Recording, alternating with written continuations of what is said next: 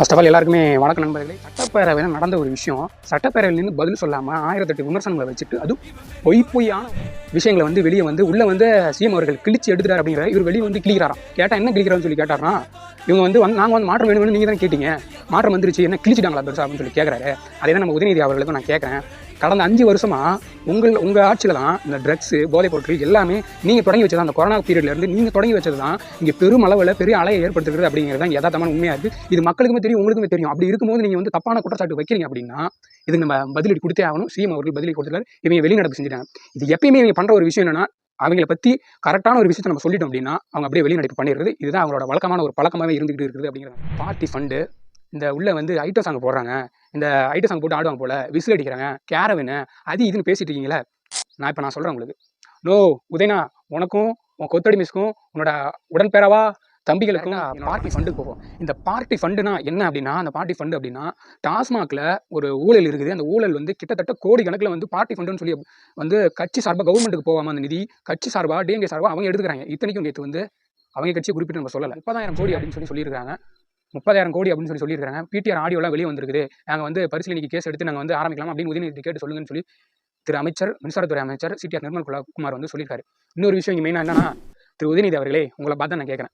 நான் என்ன கேட்குறேன்னா, நீங்கள் வந்து சினிமா ஓடுறாங்க, உள்ள விசில் அடிக்கிறாங்க, ஐட்டம் சாங்லாம் போட்டுட்டு மேலே ஆடுவாங்க போல அப்படின்னு சொல்லி சொல்கிறீங்களா. உங்களுக்குலாம் இப்போ நான் சொல்கிறேன் என்னன்னா, இதுவே நீங்கள் ஆட்சி இருந்தபோது திரு முன்னாள் அமைச்சர் அவர்கள், கல்வித்துறை அமைச்சர் அவர்கள் அன்பில் மகேஷ் பொய்யா அவர்கள் என்ன நம்ம பேசியிருந்தாரு, ராஜாதி ராஜ கம்பீர சாமானியர்களுக்கு 2ஆம் முறை கலைஞராக திகழ்கிறார்.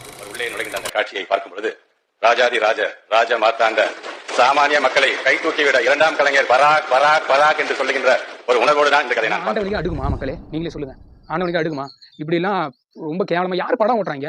அது மட்டும் இல்லாமல் இன்னொருத்தர் என்ன சொல்கிறார் அப்படின்னா, ஒரு கண்ணாடி படத்தை பற்றி பேசுறது, நீங்கள் கெத்து படம் நடிச்சீங்க, தமிழ்நாட்டுக்கு நீங்கள் பிறந்தது தான் கெத்து அப்படின்னு சொல்லி சொல்கிறார். அப்படி ஒருத்தர் சொல்கிறார், நீங்கள் நடித்ததோ ஒரு கண்ணாடி, ஆனால் நீங்கள் வீசிய ஒரு செங்கல் கடந்த ஆட்சியை அல்லவா உடைத்து வீழ்த்தியது. நீங்கள் நடித்ததோ கெத்து, நீங்கள் தான் தமிழ்நாட்டின் சொத்து. எதிரிகளை தனது சிரிப்பார் அன்பேண்டா என்று சொல்ல வைக்கும் அன்பன் நீங்கள். உங்கள் நடிப்பில் உருவானதோ மனிதன், நிஜத்தில் நீங்க தான் மாமனிதன். நீங்கள் நிமிர்ந்த போது தமிழ்நாட்டு இளைஞர்கள் நிமிர்ந்தார்கள். இப்படை வெல்லும் என்றீர்கள், இப்படிதான் எப்போதும் வெல்லும் என்பதை நித்தமும் காட்டிக் கொண்டிருக்கிறீர்கள். பொதுவாக எப்போதும் உங்கள் மனசுதான் தங்கம் தான். சரவணன் இருக்க பயமேன் என்பது நீங்கள் நடித்த படம். உதயநிதி இருக்க பயமேன் என்பது தமிழகத்து இளைஞர்களின் எண்ணம். நெஞ்சுக்கு நீதியின் பாத்திரம் என்ற நடிகர் மட்டுமல்ல, நீங்கள் நெஞ்சுக்கு நீதியின் அடுத்த பாகமாகவே வாழ்கிறீர்கள். மாமன்னன் அடுத்த படம் அல்ல, தமிழ்நாட்டின் வருங்கால மாமன்னன் தாங்கள் தான். எங்களின் இதயம் கவர்ந்த உதயமும் நீதியுமான இளைஞரணி செயலாளரை இல்லாம இதுக்கு முன்னாடி 2 நாளைக்கு முந்தா நாள் வந்து சட்டசபையில் நடந்தப்ப பஞ்சு டயலாக பேசிட்டு, சோஃபா மாடல் அரசு பேசிட்டு, புஷ்பா பட பாணியெல்லாம் பேசிட்டு, நீங்க பஞ்சு டயலாக் பேசிவிட்டு கடைசியில நம்ம சிஎம் அவர்களை நீங்கள் வந்து விமர்சனம் வைக்கிறீங்கன்னா, இதை விட கேடு கட்ட ஒரு எதிர்க்கட்சி நான் இது வரைக்கும் பார்த்ததில்ல.